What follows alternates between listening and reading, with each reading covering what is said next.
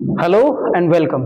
आज हम पढ़ेंगे molecular basis of inheritance. Actually inheritance के बारे में लास्ट चैप्टर में हमने पढ़ा है, बहुत सारे टॉपिक से हम गुजरे हैं। अभी हमें ये देखना है कि ये इनहेरिटेंस जिसकी बिना पे हुआ है वो मॉलिक्यूल है कौन सा।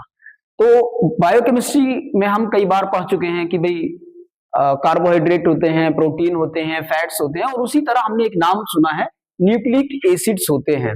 ये जो न्यूक्लिक एसिड्स हैं इन्हीं को हम कहते हैं मॉलिक्यूलर बेसिस फॉर इनहेरिटेंस।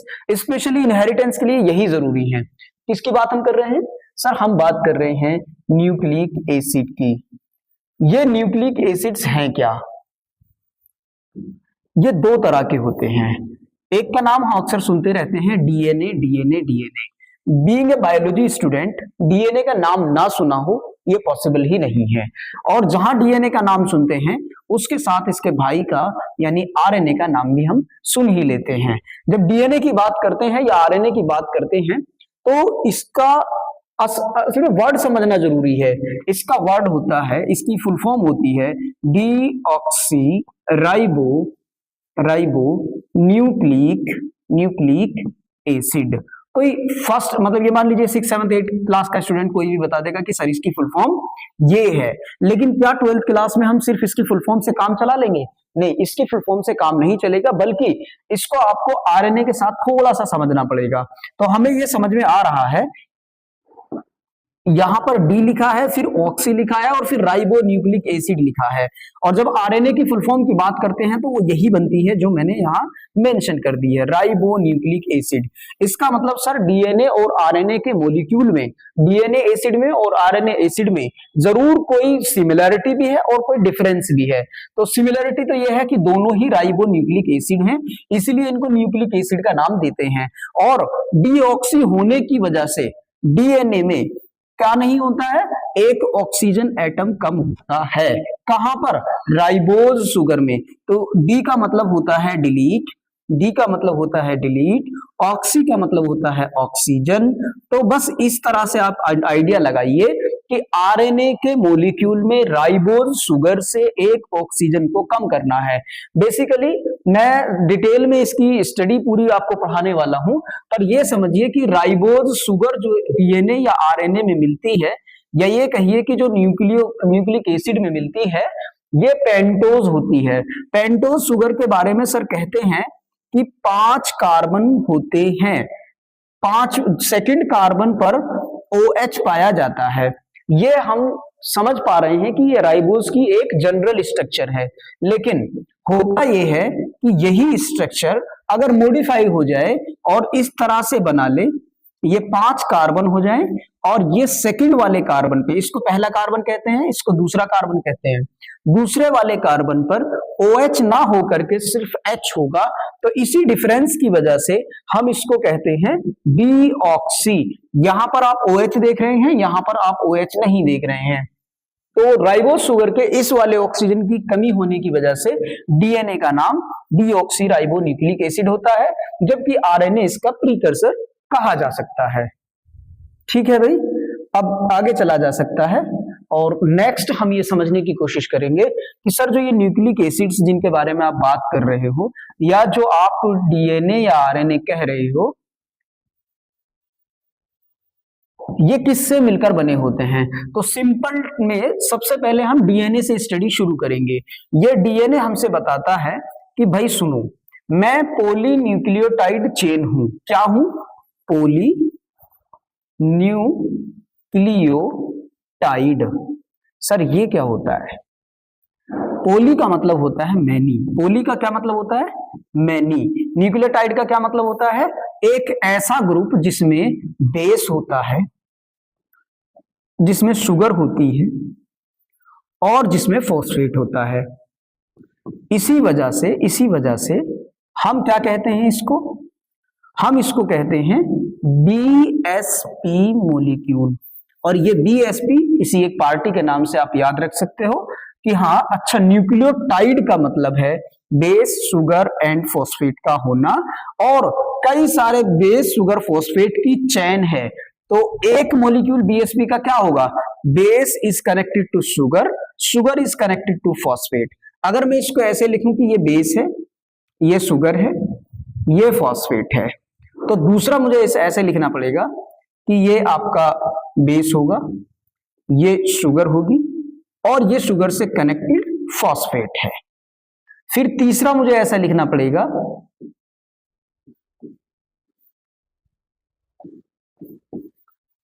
अब यहां से हमें एक बात समझ में आती है, वो ये है कि सर ये एक मॉलिक्यूल है बीएसपी का, ये दूसरा मॉलिक्यूल है बीएसपी का और ये तीसरा मॉलिक्यूल है बीएसपी का। इस तरह बीएसपी बेस शुगर फॉस्फेट के बहुत सारे मॉलिक्यूल मिलेंगे और चेन बनाते चले जाएंगे। इस बिल्कुल सिंपल दिखने वाली चेन में आपको दिखाई दे रहा होगा कि सर एक बैकबोन भी हमें नजर आती है। ये बैकबोन कौन सी है? ये बैकबोन बनी हुई है फॉस्फेट से और सल्फर से, शुगर से। Phosphate sugar, phosphate sugar, phosphate sugar.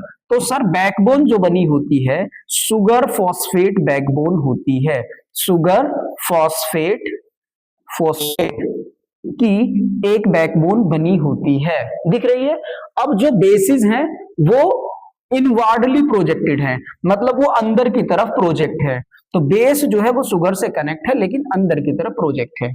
अब इसमें एक थोड़ा सा समझना ये है कि सर जो बेस आप चिल्ला रहे हो बहुत देर से, ये क्या आफत है? तो मैं इस वाली स्लाइड पर बाद में आऊंगा, जल्दी से नोट कीजिए, हैंड टू हैंड नोट कीजिए, फिर मैं नेक्स्ट वाली स्लाइड पे आपसे बात करूं।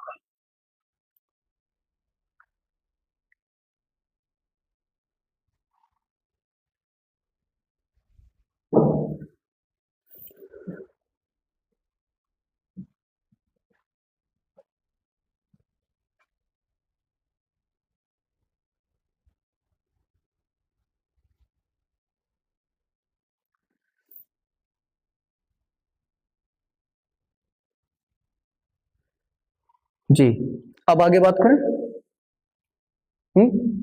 आगे बात जब करेंगे तो हम करेंगे इस टॉपिक पे कि भाई ये जो डीएनए आपने बनाया था इसमें आप बेस बेस बेस बेस करे जा रहे हो। ये जो बेस नाम की चीज है असल में इसको हम कहते हैं नाइट्रोजिनस बेस। क्या बोलते हैं? Nitrogenous base. नाइट्रोजिनस बेस का मतलब होता है कि ये इस तरह के बेस हैं। बेस का मतलब आप समझ ही रहे होंगे, एसिड होता है, बेस होता है। और देखिए डीएनए एक एसिड है, उसके अंदर ये बेस पाया जा रहा है और बेस भी कैसा पाया जा रहा है? नाइट्रोजन वाला पाया जा रहा है। तो अब नाइट्रोजिनस बेस होते हैं 4 तरह के। कौन कौन से? नहीं, 5 तरह के होते हैं, डीएनए में सिर्फ 4 तरह के मिलते हैं। तो बताइए कौन कौन होते हैं? आपने नाम सुना होगा एडेनिन का, आपने नाम सुना होगा ग्वानिन का, नहीं, थाइमिन का आपने नाम सुना होगा, साइटोसिन का आपने नाम सुना होगा और आपने नाम सुना होगा यूरेसिल का। ये पांचों के पांचों नाइट्रोजनस बेस कहलाते हैं। ये एडेनिन और ग्वानिन कहलाते हैं प्यूरिन। क्या कहलाते हैं? प्यूरिन। और थाइमिन, साइटोसिन और यूरेसिल कहलाते हैं क्या? पाइरिमिडीन। पाइरिमिडीन। तो डीएनए और आरएनए में मैं आपको एक फर्क बता के आया था। वो सबसे पहले बताया था कि राइबोज शुगर में ऑक्सीजन का ना होना मतलब डीएनए का होना। क्या सर डीएनए में एक ही शुगर मिलती है? नहीं, डीएनए तो पॉलीन्यूक्लियोटाइड का बना है। इसका मतलब बहुत सारी न्यूक्लियोटाइड होती हैं, हर न्यूक्लियोटाइड में शुगर है। तो मैं सभी शुगर की बात कर रहा हूं कि सारी की सारी शुगर्स में ऑक्सीजन नहीं मिलती है डीएनए में। दूसरा फर्क आपको यहां दिखाई देगा। क्या सर? जो डीएनए होता है और उसके अंदर मिलता है एडेनिन, ग्वानिन, साइटोसिन, थाइमिन, जबकि आरएनए जो होता है ये बेसिक सा फंडा है, लोग जानते हैं कि इसमें मिलता है एडेनिन, ग्वानिन, साइटोसिन और यूरेसिल। बिल्कुल एग्जैक्टली आप सही समझे कि यहां एक फर्क हमें दिखाई दे रहा है दो बेसिस का। क्या क्या सर? डीएनए में थाइमिन मिलता है और आरएनए में यूरेसिल मिलता है। ठीक, तो यहां से हमें दूसरा फर्क समझ में आया डीएनए का। अब इसके बाद हमें क्या करना है? हमें यह समझना भी जरूरी है कि सर डीएनए हो या आरएनए हो, ये स्ट्रैंडेड होते हैं।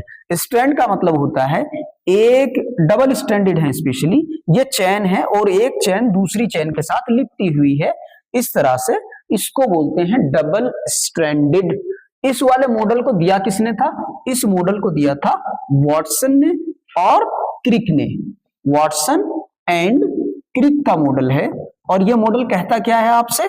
ये मॉडल आपसे कहता है कि ये डबल हेलिकल स्ट्रक्चर है। इस डबल हेलिकल स्ट्रक्चर में एक हेलिक्स या एक स्ट्रैंड दूसरी स्ट्रैंड से कैसे मतलब चिपक के रहती है, तो इन दोनों के बीच में बेस पेयरिंग होती है। क्या होती है सर? बेस पेयरिंग होती है। अब ये बेस पेयरिंग क्या है? बेस पेयरिंग क्या होती है सर? बेस पेयरिंग बहुत आसान सा कंसेप्ट है। इसमें होता यह है, एडेनिन नाम का बेस हमेशा बॉन्ड बनाएगा ग्वानिन के साथ। माफ कीजिएगा, एडेनिन हमेशा डबल बॉन्ड बनाएगा थाइमिन के साथ। कब की बात कर रहे हैं? जहां थाइमिन मिलता है, मतलब डीएनए में। अच्छा, ऐसे ही साइटोसिन हमेशा बनाएगा ग्वानिन के साथ। यहां पर डबल बॉन्ड बनेगा तो ग्वानिन और साइटोसिन के बीच में ट्रिपल बॉन्ड बनेगा। ये बिल्कुल फिक्स बात है।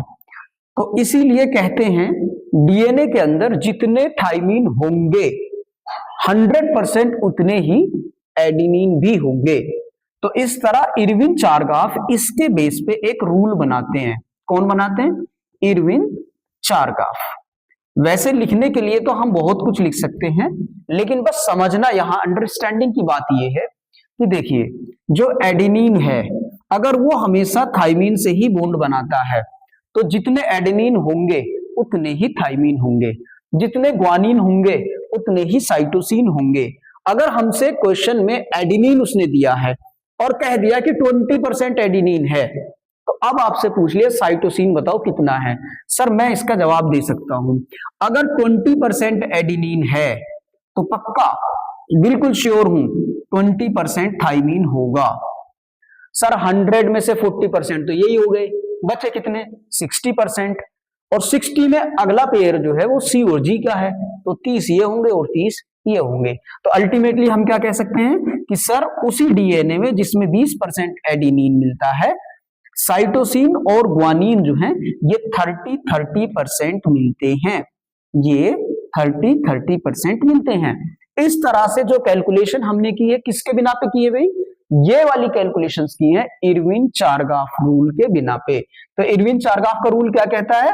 वो ये कहता है जितने ए हैं उतने ही टी होंगे, जितने जी हैं उतने ही सी होंगे। इसको इस तरह भी कहा जा सकता है, ए टी का रेशियो, ए एडेनिन और थाइमिन का रेशियो ग्वानिन और साइटोसिन के रेशियो के समान होता है। इस तरह से इरविन चारगाफ का ये लॉ है। तो मैं समझता हूं ये आपने नोट किया होगा और साथ के साथ चल भी रहे हैं लिखते हुए। तो टाइम दिया जाए, नोट है, चले आ जाए, सही। इसके बाद टॉपिक आता है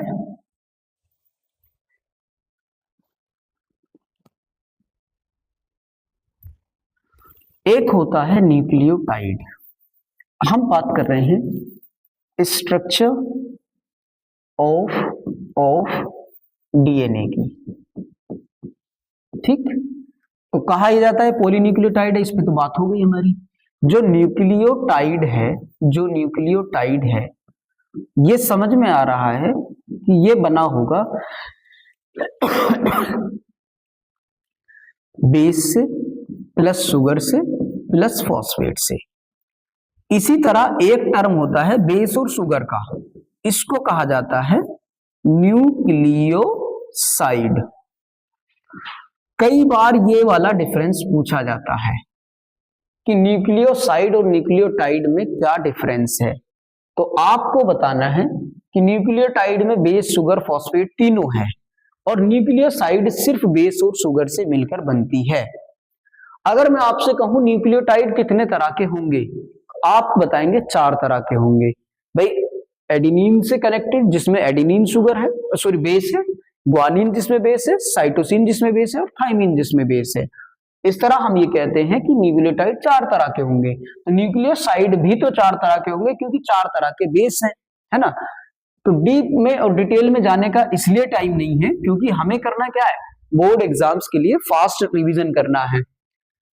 अब आता है टॉपिक आपका, क्या आता है स्ट्रक्चर ऑफ डीएनए, जिसको न्यूक्लियोटाइड न्यूक्लियोसाइड का कंसेप्ट अगर क्लियर है तो आगे चलते हैं। सर एक बात तो ये है कि ये डबल हेलिकल की जब बात करते हैं तो इसमें 2 पोलैरिटी होती है। कैसे सर, एक तो इस डायरेक्शन में पोलैरिटी जाएगी, एक इस डायरेक्शन में पोलैरिटी जाएगी, यानी एक दोनों एंटी पैरेलल होते हैं। तो पहला कंसेप्ट मैं लिखूंगा, both strands are anti parallel. क्या है, both strands are anti parallel। दूसरी बात आप ये समझिए कि सर इनकी डायरेक्शन जो आप लिख रहे हैं उसको हम कैसे याद रखें या कैसे समझें, तो इसको कहा जाता है 5 डैश, इसको कह लीजिए 3 डैश। अब जाहिर सी बात है हम इसे 5 डैश टू 3 डैश डायरेक्शन बोलेंगे, 5 डैश टू 3 डैश पोलैरिटी बोलेंगे। इधर हम बोलेंगे 5 डैश से 3 डैश। तो आप इसको 5 प्राइम 3 प्राइम भी बोलते हो, आप इसे 5 डैश 3 डैश भी बोलते हो, दोनों बातें चल जाती हैं। यहां दोनों के दोनों स्ट्रैंड की पोलैरिटी देखोगे तो अपोजिट डायरेक्शन है, एक इस तरफ जा रहा है एक इस तरफ जा रहा है, तो इसको एंटी पैरेलल कहा जाता है। दूसरी बात आप समझिए, आपका एक क्वेश्चन होगा सर ये 5 प्राइम 3 प्राइम आया कहां से, तो मैं आपको बता देता हूं, ये है आपकी शुगर, ये है आपकी शुगर, ठीक है। इस शुगर में यहां पर आता है 5वां कार्बन, यहां पर आता है 3रा कार्बन, यहां पहला है, यहां दूसरा है, यहां तीसरा है, यहां चौथा है, यहां 5वां। 5वें कार्बन से जुड़ा होता है फॉस्फेट, करेक्ट, एक तरफ। दूसरी तरफ क्या होता है, अगर दूसरी चेन आएगी तो 3रे कार्बन से भी फॉस्फेट जुड़ा होगा और ये फॉस्फेट अगले वाले के 5वें कार्बन से जुड़ा होगा।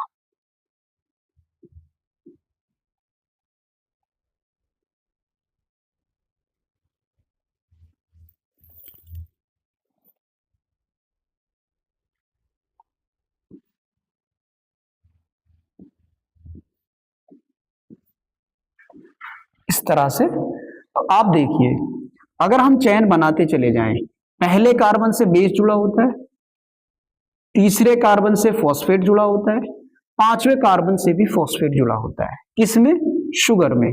बेस सॉरी शुगर और फॉस्फेट की बैकबोन बनती है। तो इस तरफ आपने देखा ये 5 प्राइम पे एंड हो गया, जब इधर जाओगे तो आप देखोगे कि 3 प्राइम पे एंड हो जाएगा। मान लीजिए इसके बाद कोई न्यूक्लियोटाइड नहीं है, ये 2 ही न्यूक्लियोटाइड है, या 100 लगा लीजिए, तो इस तरफ आपको जो मिलेगा पी एंड मिलेगा, फॉस्फेट का एंड मिलेगा जो आपका 5वां कार्बन होगा, और इस तरफ आप देखोगे तो 3 एंड मिलेगा जो लास्ट कार्बन होगा। तो इस तरह हम ये कह सकते हैं कि इसकी पोलैरिटी इस तरह होगी, ये 5 प्राइम है और ये 3 प्राइम है। इसी तरह मैंने ये दोनों मेंशन करे हैं। तो 5 प्राइम और 3 प्राइम कैसे आते हैं, वो डायरेक्शन से आते हैं, किसकी, शुगर की डायरेक्शन से आते हैं। अच्छा सर एंटी पोलर आप बात कर रहे हो, तो मैं वही तो कह रहा हूं कि जो हमारे बेस होते हैं, सपोज कीजिए यहां पर बेस है, यहां पर बेस है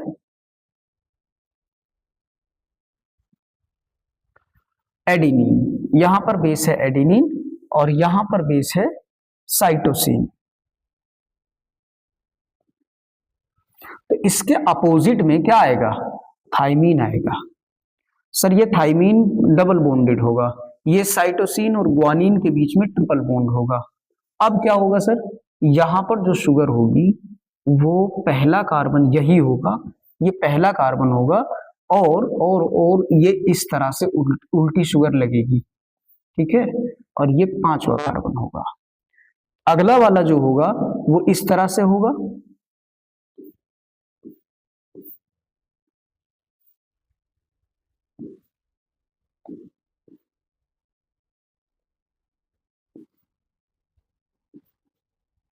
बात समझ आ रही है कुछ कुछ।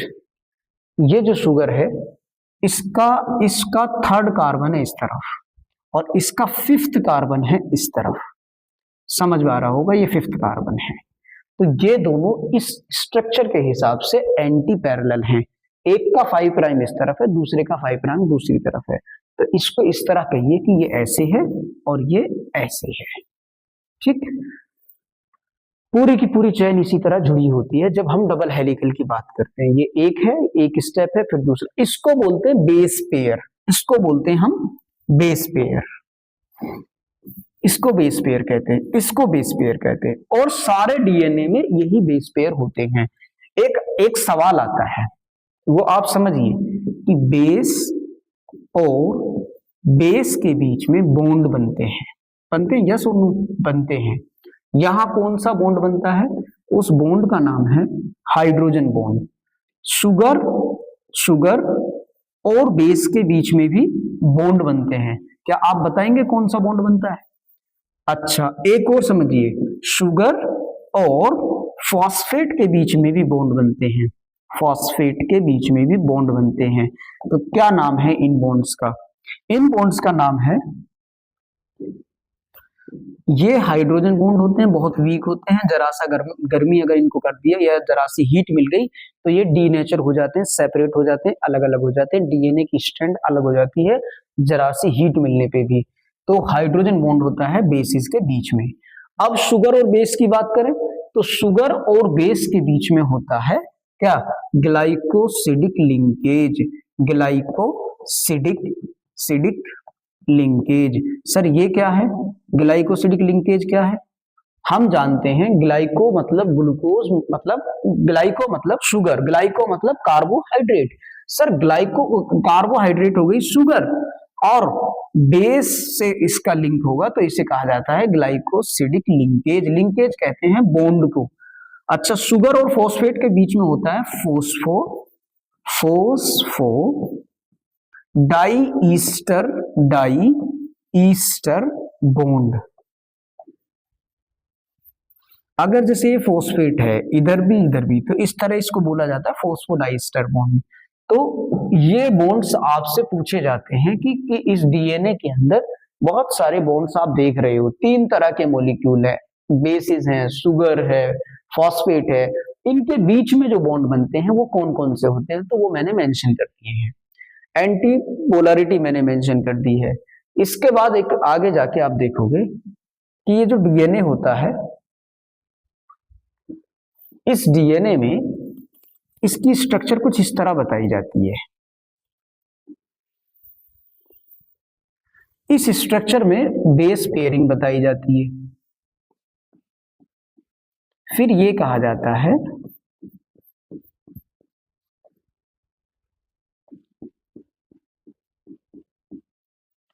कि भाई देखो, यहां से लेकर, मान के चलो यहां से लेकर यहां तक एक टर्न कंप्लीट हो जाता है। कैसे कंप्लीट होता है? यही वाली पोजीशन, ये वाला स्ट्रैंड यहां पर आकर पूरी करता है।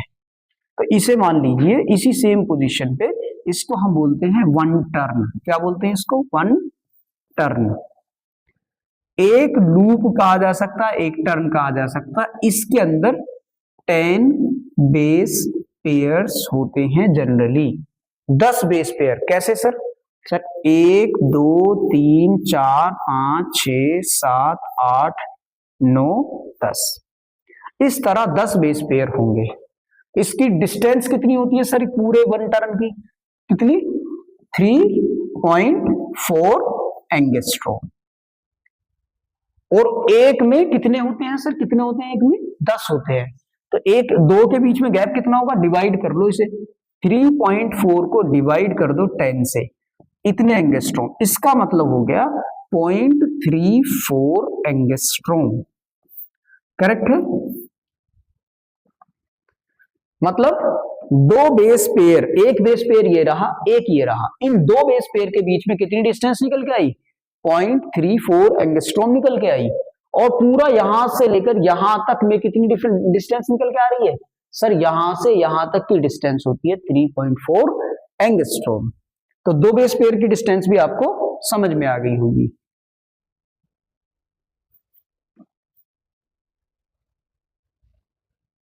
इससे आगे कंसेप्ट आता है सेंट्रल डोग्मा। कौन सा कंसेप्ट है? Central dogma.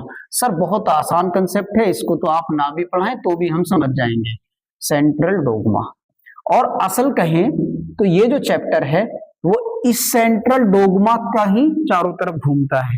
कैसे?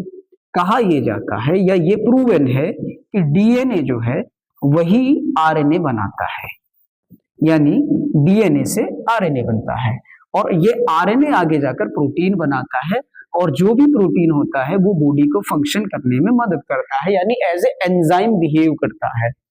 ठीक है सर, डीएनए से आरएनए बनता है, आरएनए से प्रोटीन बनता है, बड़ा आसान काम है। सर डीएनए कैसे बनता है? तो कहा ये कि डीएनए से ही कॉपी होकर बनता है।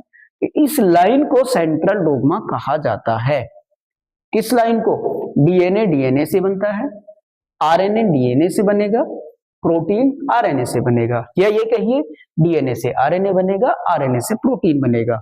ये सेंट्रल डोग्मा है, ये सेंट्रल डोग्मा है। सर इसमें आप जो है बस ये बता दीजिए जो प्रोसेस हो रहे हैं। फॉर एग्जाम्पल डीएनए से डीएनए बन रहा है, डीएनए से आरएनए बन रहा है, आरएनए से प्रोटीन बन रहा है, इन्हें क्या क्या कहते हैं? तो डीएनए से डीएनए बनने को कहा जाता है क्या? बिल्कुल सही कहा आपने, इसको बोलते हैं रेप्लिकेशन। डीएनए से डीएनए बनने को हम रेप्लिकेशन कहते हैं। डीएनए से आरएनए बनने को हम क्या बोलते हैं? यस, ट्रांसक्रिप्शन बोलते हैं, ट्रांसक्रिप्शन। डीएनए से आरएनए बनने को ट्रांसक्रिप्शन कहा जाता है। तीसरी बात सर, ट्रांसक्रिप्शन आरएनए से प्रोटीन बनने को क्या कहते हैं? ट्रांसलेशन कहते हैं। और तीनों ही टॉपिक आपके बोर्ड के सबसे इंपॉर्टेंट टॉपिक्स में से होते हैं। डीएनए से डीएनए बनना मतलब रेप्लिकेशन का होना, डीएनए की कॉपी का होना। सर रेप्लिका क्या होती है? रेप्लिकेशन एक टर्म है जो रेप्लिका से बना है। रेप्लिका का मतलब होता है कॉपी, जिसे हम फोटोकॉपी भी कहते हैं। ठीक, तो इसका मतलब एक ऐसा प्रोसेस जिससे डीएनए अपनी कॉपी बना ले, उसे हम डीएनए रेप्लिकेशन कहेंगे। ट्रांसक्रिप्शन में क्या होता है? सर किसी एक लैंग्वेज स्क्रिप्ट को दूसरी लैंग्वेज में स्क्रिप्टेड कर देना, चेंज कर देना, उसको हम ट्रांसक्रिप्शन कहेंगे। तो कोई चीज डीएनए के बेसिस में लिखी हुई थी, उसको हमने आरएनए के बेसिस में लिख दी है, तो उसे हम कहेंगे ट्रांसक्रिप्शन। लेकिन सर ट्रांसलेशन क्या है? ट्रांसलेशन है किसी एक लैंग्वेज का दूसरी लैंग्वेज में पूरी तरह ट्रांसफर कर देना, चेंज कर देना। तो प्रोटीन असल में डीएनए से आरएनए जो बन रहा है, ये किसके बेस में बन रहा है? न्यूक्लियोटाइड ही चेंज हो रहे हैं। यहाँ न्यूक्लियोटाइड से न्यूक्लियोटाइड में चेंज हो रहा है, लेकिन यहाँ पर मॉलिक्यूल ही चेंज हो जा रहा है। यहाँ न्यूक्लियोटाइड की चेन है तो ये बनेगी अमीनो एसिड की चेन। इसका मतलब ये न्यूक्लियोटाइड लैंग्वेज है, ये न्यूक्लियोटाइड लैंग्वेज है, और ये लैंग्वेज है अमीनो एसिड की। तो इस पर थोड़ा सा एक बार मैं और लिखा देता हूँ या समझा देता हूँ। पहली बात सर, डीएनए से डीएनए की रेप्लिकेशन होने का मतलब ये है न्यूक्लियोटाइड कन्वर्ट हो रहे हैं न्यूक्लियोटाइड में। न्यूक्लियोटाइड है ना, न्यूक्लियोटाइड कॉपी हो रहे हैं। ये क्या हो रहे हैं? कॉपी। दूसरी बात, न्यूक्लियोटाइड कन्वर्ट हो रहे हैं दूसरे तरह के न्यूक्लियोटाइड में ही। इन दोनों में फर्क ये होगा, यहां पर जो बेस होगा वो कौन सा आ जाएगा? राइबोन्यूक्लिक एसिड आ जाएगा। इसके मुकाबले इस वाले में राइबोन्यूक्लिक एसिड आएगा, ये चेंज होगा।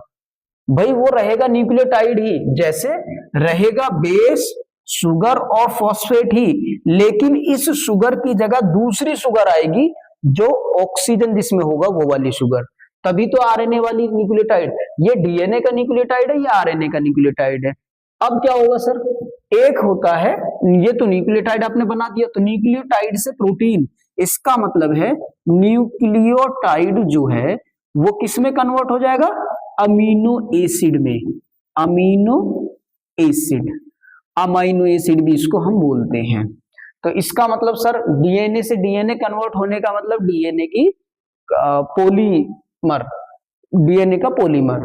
डीएनए से आरएनए बनने का मतलब न्यूक्लियोटाइड का ही पॉलीमर, और न्यूक्लियोटाइड से अमीनो एसिड बनने का मतलब न्यूक्लियोटाइड के पॉलीमर से अमीनो एसिड के पॉलीमर यानी प्रोटीन में कन्वर्ट हो जाना। अब सर ये अमीनो एसिड होते क्या है? अमीनो एसिड होते हैं अमाइन से बने हुए जिनमें NH2 पाया जाता है, अमाइन से बने हुए, और एसिड होने का मतलब क्या होता है, कार्बोक्सिलिक एसिड या कार्बोक्सिलिक एसिड जिसे तुम कहते हो उसका होना। तो इसका मतलब NH2 पाया जाएगा, NH2 पाया जाएगा और COOH पाया जाएगा। जिस भी कंपाउंड में ये पाया जाता है उसे हम एक साथ दोनों पाए जाए, अमाइन भी पाया जाए, COOH भी पाया जाए, उसे हम क्या कहते हैं, अमीनो एसिड कहते हैं। सर कुल कितने अमीनो एसिड इस दुनिया में एग्जिस्ट करते हैं? बायोलॉजिकल वर्ल्ड में 20 अमीनो एसिड्स एग्जिस्ट करते हैं। 20 ही अमीनो एसिड हैं जो एग्जिस्ट करते हैं। इनके बारे में डिस्कशन फिर आगे कभी करेंगे।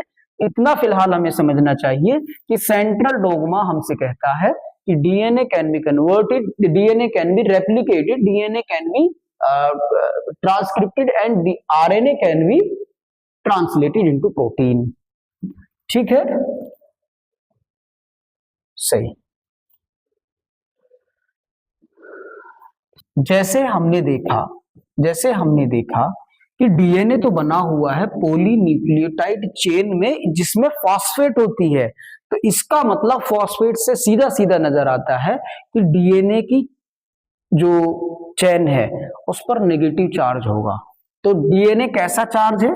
सर नेगेटिव चार्ज है, नेगेटिवली चार्ज्ड है ना।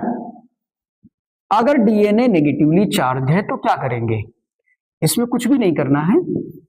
ये जब बहुत बड़ा है, तकरीबन 2 मीटर का है।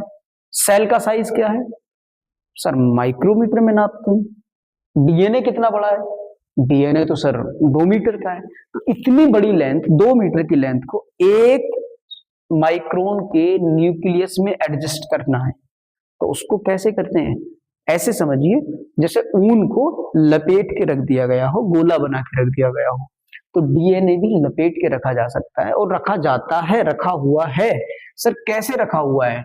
डीएनए के, मान लीजिए ये डीएनए का थ्रेड है, ये डीएनए का थ्रेड है। इस थ्रेड को लपेट के रखने के लिए पॉजिटिवली चार्ज प्रोटीन पाए जाते हैं। कौन पाए जाते हैं? Positively charged protein, positively charged protein. Sir कौन से प्रोटीन है ये? इनको कहा जाता है हिस्टोन प्रोटीन। क्या कहा जाता है? Histone protein.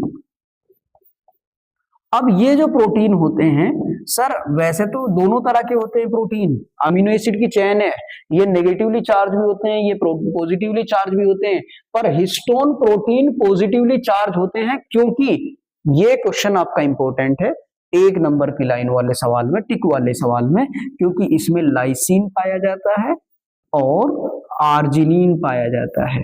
लाइसिन और आर्जिनिन क्या होते हैं सर? ये 2 अमीनो एसिड हैं और दोनों के दोनों पॉजिटिव चार्ज वाले हैं। लाइसिन भी और आर्जिनिन भी दोनों पॉजिटिव चार्ज वाले हैं और हिस्टोन में मिलते हैं और बड़े पैमाने पर मिलते हैं, यानी औरों के मुकाबले ज्यादा यही मिलते हैं। इसकी वजह से हिस्टोन प्रोटीन पे कैसा चार्ज आ जाता है? पॉजिटिव चार्ज आ जाता है। सर हिस्टोन की थोड़ी सी और बात बता देते हैं। क्या बताएं?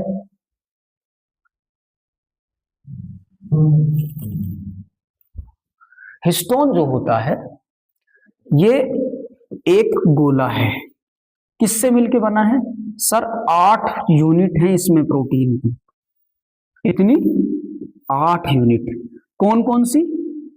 इसको बोला जाता है हिस्टोन ऑक्टामर। क्या बोलते हैं? ऑक्टामर। इसका मतलब सर हिस्टोन की 8 यूनिट है। कौन कौन सी यूनिट है, कोई बताएगा? H2A, H2B, H3H4। ठीक है, ये यूनिट इसमें पाई जाती है। कितनी कितनी पाई जाती है? 2 पाई जाती है। 2 ये पाई जाएंगी, 2 ये पाई जाएंगी, 2 ये पाई जाएंगी, 2 ये पाई जाएंगी। क्या है ये H2A, H2B, H3, H4? Sir ये हिस्टोन के प्रोटीन हैं और ये प्रोटीन सब मिलके एक 8 यूनिट बनाते हैं उसको हम बोलते हैं हिस्टोन ऑक्टामर। इस पूरे पे एक चार्ज आ जाता है। कौन सा चार्ज आ जाता है? पॉजिटिव चार्ज आ जाता है। मैंने ये 8 मतलब ये डबल डबल होते हैं, 2-2 होते हैं और ये सारे इसके अंदर रखे होते हैं हिस्टोन ऑक्टामर के अंदर। तो अब सर डीएनए कैसे लिपटता है? देखो डीएनए ऐसे लिपटता है। ये कोई हिस्टोन ऑक्टामर है, इसके चारों तरफ डीएनए आएगा, आया पीछे से घूम के आया, ऐसे गया, पीछे से फिर घूमेगा और फिर ऐसे गया। तो इसका मतलब ये हुआ सर, एक गोला है, उस गोले पे हमने डीएनए लपेटा है, गोले पे डीएनए लिपटा हुआ है। एक बार में यहां से लेकर यहां तक टोटल 200 क्या? टोटल 200 बेस इसमें आ जाते हैं। कितने बेस? बेस तो सर 6.6 × 10⁻³ कितने? 34 बेस तो बहुत सारे हैं। तो अब उसको क्या करें सर? वो उनमें से 200 बेस पेयर इसी में आ जाते हैं एक हिस्टोन ऑक्टामर में। तो सर ऐसे तो फिर इसका मतलब बहुत सारे हिस्टोन लगते होंगे। बिल्कुल सही कहा, बहुत सारे हिस्टोन लगते हैं। अच्छा, इस वाले हिस्टोन को पैक करने के लिए ऐसा लग रहा है जैसे खुल के भाग जाए। तो एक और हिस्टोन आता है, उसका नाम है H1। क्या नाम है इसका? H1 histone. इसका नाम है H1 histone protein, H1 histone. ऐसे लग रहा है इस वक्त ये जैसे एक गांठ मार दी हो किसी गेंद में, ऐसे करके, है ना। तो इस तरह से ये एक प्रोटीन पे लग गया है। इसको बोलते न्यूक्लियोसोम। क्या बोलते हैं इसे? न्यूक्लियोसोम। सर एक न्यूक्लियोसोम ये है और इसी तरह ये डीएनए लिपटता हुआ, ये लिपटता हुआ ऐसे ऐसे चलता रहता है। करेक्ट? तो आपको क्या दिखाई दिया? ऐसे दिखाई दे रहा है जैसे एक धागे में मोती पिरो दिए हों। तो इसे कहा जाता है बीड्स ऑन स्ट्रिंग। क्या कहा जाता है? Beads on string. तो डीएनए ऐसा दिखाई देता है कहां? न्यूक्लियस के अंदर। बीड्स ऑन स्ट्रिंग जैसा दिखाई देता है न्यूक्लियस के अंदर। नंगी आंखों से तो न्यूक्लियस नहीं दिखता, तो ये किससे दिखेगा? नॉर्मल माइक्रोस्कोप से न्यूक्लियस दिखता है। तो न्यूक्लियस के अंदर जाके देखोगे तब ये बहुत बारीक है। तो इसको देखने के लिए यूज करना पड़ता है कौन सा? Electron microscope. इसके लिए क्या यूज करते हैं हम? इलेक्ट्रॉन माइक्रोस्कोप यूज करते हैं। ठीक है, बात समझ आ रही है यहां तक? ये क्या है? डीएनए की पैकेजिंग। सर ठीक है, हमने मान लिया, लेकिन ये तो अब भी बहुत लंबा है। इसको तुम कह रहे हो छोटे से माइक्रोमीटर साइज के न्यूक्लियस के अंदर रखना है, ऐसे कैसे फिट हो जाएगा? तो मैं कहूंगा कुछ और प्रोटीन भी होते हैं जिन्हें हम कहते हैं नॉन हिस्टोन प्रोटीन। क्या कहते हैं? नॉन हिस्टोन प्रोटीन, है ना। इसके आगे ये डीएनए नॉन हिस्टोन प्रोटीन पे फिर और आगे लिपटता है, फर्दर लिपटता है। ठीक है, नॉन हिस्टोन प्रोटीन होते हैं, उन पे ये जाकर लिपटता है और फिर इस तरह पैकेजिंग पूरी होती है। सर अगर हम किसी न्यूक्लियस का स्ट्रक्चर देखें, ये सिर्फ न्यूक्लियस का स्ट्रक्चर है, हिस्टोन का नहीं बना रहा हूं, इसमें हमें कहीं ऐसे दिखाई देता है। ये तो पूरा का पूरा डार्क है, ये तो पूरा डार्क एरिया है। ठीक है सर, ये